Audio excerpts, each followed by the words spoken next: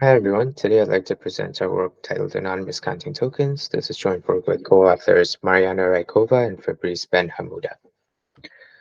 So as part of introduction, I'd just like to introduce a problem which we may be interested in solving. And this problem is private counting. So suppose you have a server who wants to get a histogram of counts of terms held by many different users. For example, two different users hold the term orange, so there should be a count of 2 for the column at orange. And furthermore, the server wants to do this with user privacy. So that means the server should only learn the histogram of counts, but not which users had which specific terms. So there's a bunch of approaches to already do this, such as secure aggregation, which allow many users to come together to allow the server to privately learn a histogram. But these protocols have a problem when users try to spam them. For example, suppose you have a user who wants to inflate the count of the term orange. The privacy of the secure aggregation protocol may actually allow this user to do this without being detected.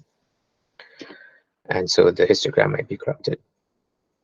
And this problem actually gets exacerbated when we want users to be able to contribute many times as part of this counting, because they can inflate the count even more. So how do we solve this problem? Well, one is we could try to fix secure aggregation protocols to add proofs of one hotness. But the issue is they still have other problems. Like, for example, it's hard to prove one hotness across multiple different executions and so on. So in this work, there's still something else to do. So the question we propose is, can we privately count user contributions while enforcing rate limits? And by privately, we mean the server shouldn't learn which specific users had which specific contributions. And by rate limits, we want to allow users to contribute many times, but contribute each specific term at most once. And so our approach to do this is actually to try to do it using tokens. So that means we have users attach tokens to each of their terms, and the token guarantees that this term has not been contributed by this user before. So this is actually the approach that we take, and we call it anonymous counting tokens, or tokens constructions. So in this, a user goes to an issuer and submits a token request on their term. And this token request is blind, so the issuer doesn't learn the user's term. And then later, in a signed out setting, or an anonymous setting, the user redeems a token together with the term. And the redeemer checks the token, and if it passes, increases the count for that term. And so we need the user to be signed in here for reasons we'll talk about later, and the user signed out at the point where it redeems. An additional property we want is that we want security even if the issuer and redeemer are actually the same party in the background. And in this case, achieving anonymity may need something extra on this side. For example, it might need this party to do IP blinding or some other anonymity mechanism, and we discussed this in the paper a little bit. So in more detail, what we want from the primitive is that for clients to have privacy, the primitive should be blind and unlinkable. So blind means that during issuance, the client's underlying message should remain hidden to the server. And unlinkable means that the actual token that the client redeems shouldn't allow linking back to who the client was, or linking back to the particular issuance session. And these two together make it so that the server is never able to learn which specific client had which specific contribution. So that's what we want for the client. And on the other hand, for the server, we want the security that clients are not able to inflate the counts for any particular term. And for this, we require that the tokens need to be unforgeable. So clients can only get tokens for things for which they made requests. They need to be single use, so repeated tokens otherwise would allow inflating the counts. And furthermore, the server needs some way to throttle or detect duplicate requests, and thereby throttle them. So that means that the server should be able to tell when a client is creating a token for a message which it had created a token for before. And really, it's this last property that's the one that's new, because there's many token schemes or signature schemes that achieve the first four, but none to our knowledge that do the last. And this is actually interesting because it's detecting duplicates actually seems to be at odds with the blindness and unlinkability, because it's revealing something about the underlying message. So add some interest to this actual primitive. So in this work, we show that it's actually possible to efficiently construct anonymous counting tokens, and we give 4 different constructions under different assumptions using different underlying primitives and a different efficiency characteristics. Before we go into the constructions, just wanted to highlight some real-world applications. So the first application is counting private interest groups for Privacy Sandbox. So Privacy Sandbox is a set of technologies for achieving privacy in a post-third-party cookie world. And one of the pieces of this is to allow users to join interest groups on a device that can feed into the ads they're served later. And a key privacy property that you want when users join these interest groups is that before they're served ads based on these interest groups, that the servers know that there's at least sufficiently many users that had this interest group before.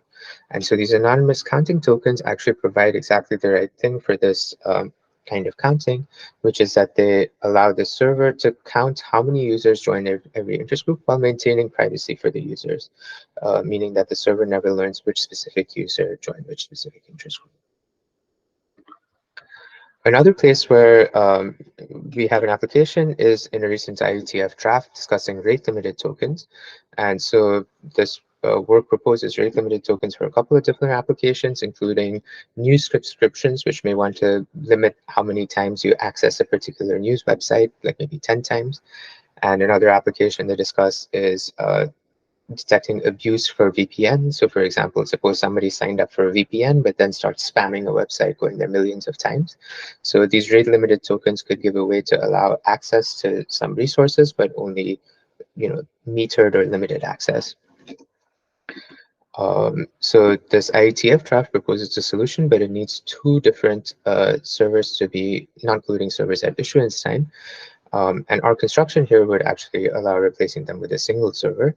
Though note that the construction that we're presenting in this talk is actually going to allow rate limiting of only 1. So that means 1 token per message or domain that the party is trying to visit. But in our paper, we point out that we can actually extend to K tokens per underlying message. So it would solve this problem as well. So with those applications, let's just talk about our approach. So first, let's just look at some stuff that doesn't work. So first question, can we use any existing blind token or signature scheme? Well, the answer is no, because they don't have any throttling. So that means a user can just go and get as many tokens at once for a term and then inflate the count for that term. So can we try to use a blind and deterministic token scheme to prevent this kind of inflation?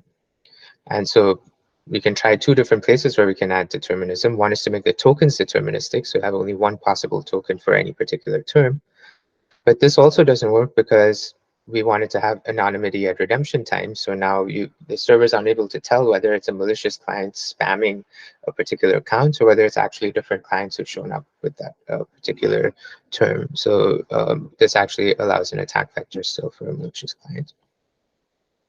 But what about if we try to add determinism to the request? So you have only 1 particular possible request for a particular term. Well, this is obviously going to break the blindness because either the issuer can see correlations across different requests coming from different clients, or it can actually come up with requests on its own and see if they match what the client is sending. So the problem here seems to be that determinism is global across clients, but what if we were able to add client-specific determinism? So this approach actually turns out to work, but we have to be careful not to break privacy. And this is the approach we take in our work. So there's 2 different places where we can add this client-specific determinism. One is at the request and the other is in the actual token. And these give our different actual constructions. So if we tag the request, then we want to have a tag, which is the same if the same client is making the request on the same message. And then if we do that, then the issuer is able to reject if it sees a repeated tag. But we have to be careful with this, that the tagging must hide the message. So we can't actually reveal the message here.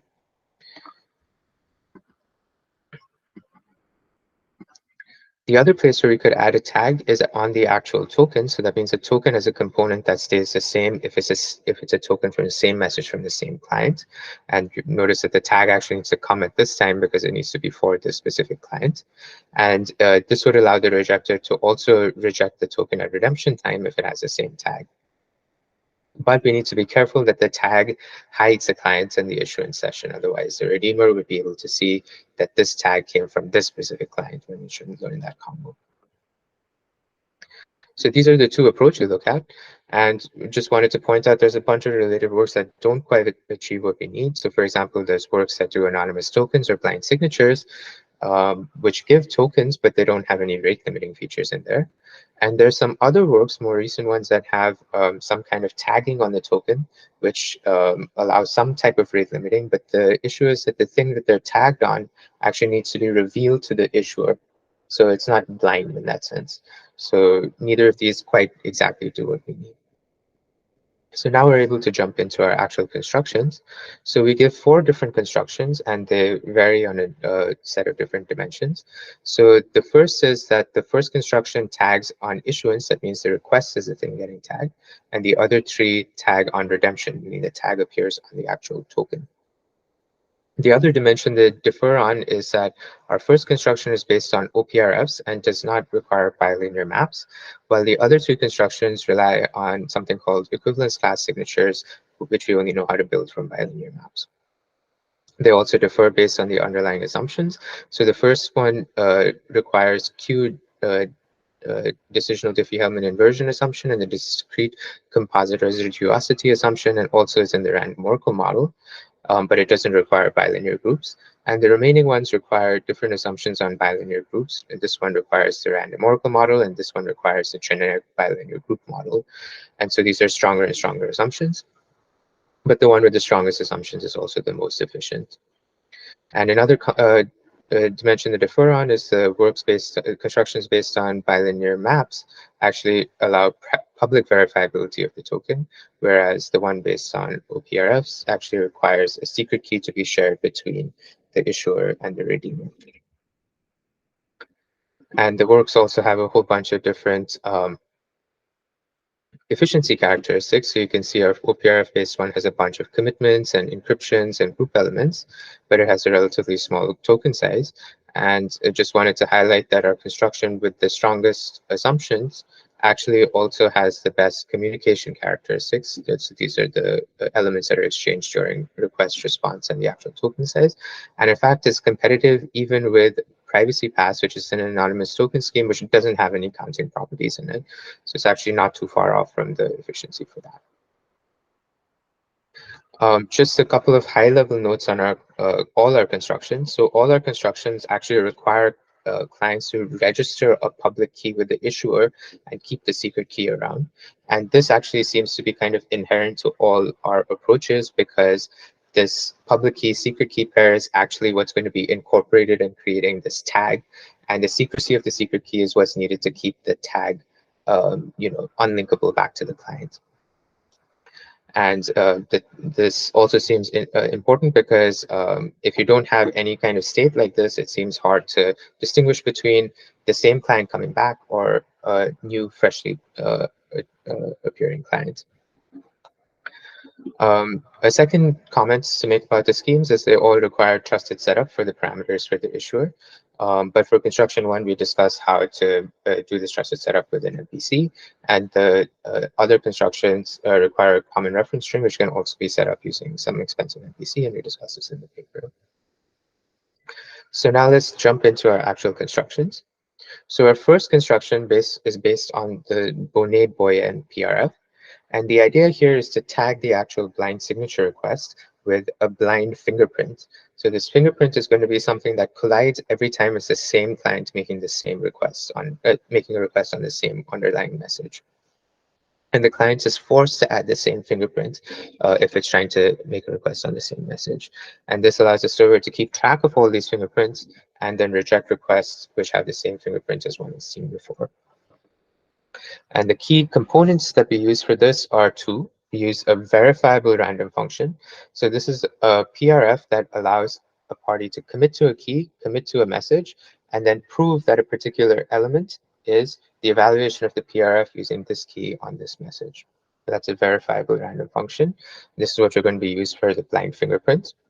And the second is a blind signature scheme on committed messages. So this allows a client to commit to a message and then produce a blind signature request, which proves that the underlying message underneath the signature request is the same as what was committed, and then get a blind signature response to it as well.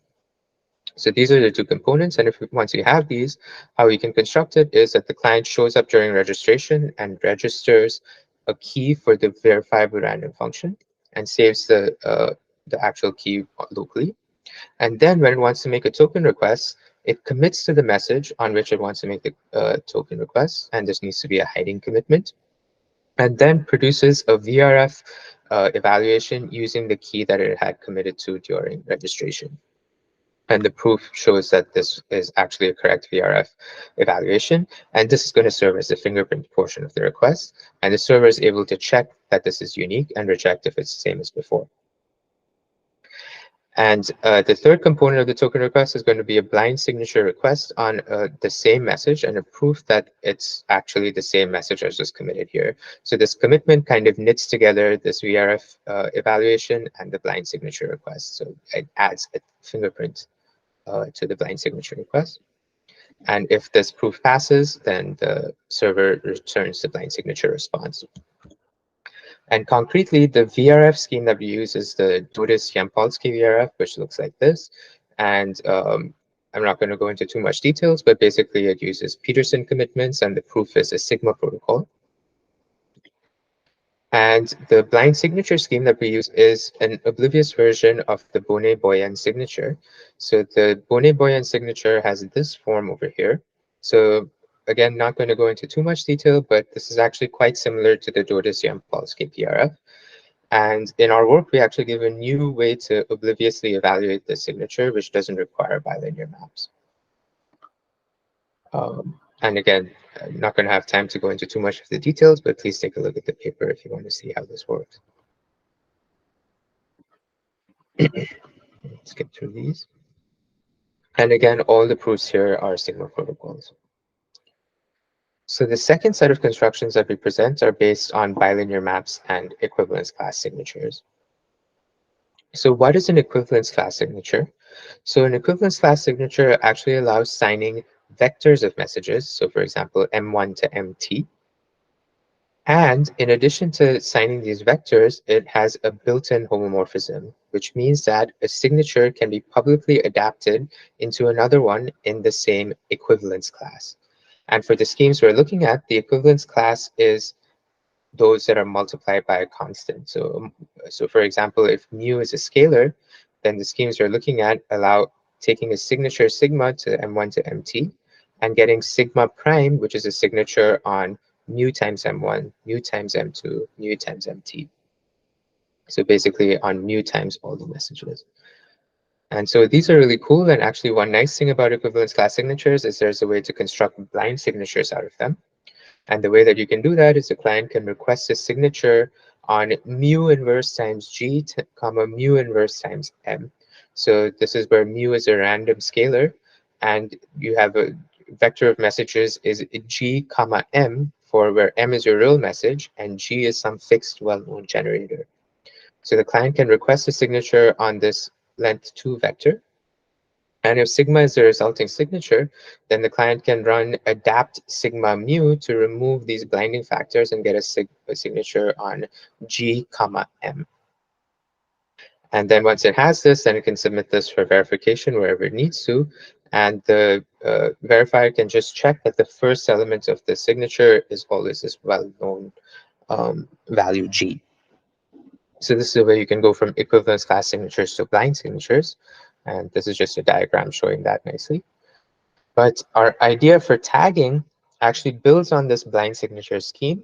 And what it does is it just adds a third component to the messages, which is actually a VRF evaluation on the message. So in more detail, we have the client register a public key for a VRF. And so let that public key be capital U with little u being the secret key. And then let f of u of m be the output of a VRF on the message m, and let capital M be little m times g, where this is your message and this is just a group element built out of this message. Then we can use the equivalence class signature scheme to blindly request a signature on g, fu of m, and m, together with proofs that this thing has the right form. So for example, the same little m is used in both these two elements, and the key used for FU of m is the same as was in this public key, capital U. And the unblinded signature that you get out of this is has this FU of m component in there. So the proof during issuance forces the client to stick in a tag FU of m into the request, and the token will always have this component in there as well. And now the redeemer can check that this is not repeated and thereby throttle. And this is just another diagram showing this. And so the reason we have three different schemes is that we have a couple of different ways of building equivalence class signatures. And so in particular, there's two different ways. One is using Jutla-Roy style structures preserving signatures together with Rhodes-Sahai NISCs. And the other approach is by using the work of Fuchs-Bauer et al., which uses a generic bilinear group model.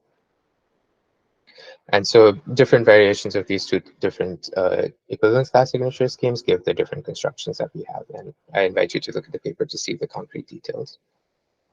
I'd also like to highlight that we actually implemented one of our constructions, so construction 1, and it's on GitHub. And in fact, we implemented a batched version of it, and the batching really has an impact on especially the communication efficiency of the protocol. And so the actual characteristics we get is that we get about 70 milliseconds of computation and 9 kilobytes of communication per token, which is expensive, but still practical. And this implementation also has implementations of all the nice underlying primitives, for example, Bonnet-Boyer and oblivious PRF evaluation, Dorisy and Polsky VRFs, and other primitives.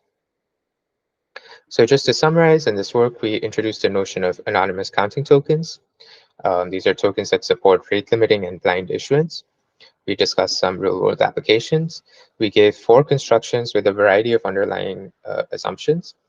And our most efficient constructions are competitive even with anonymous token schemes that don't have rate limiting, for example, privacy pass.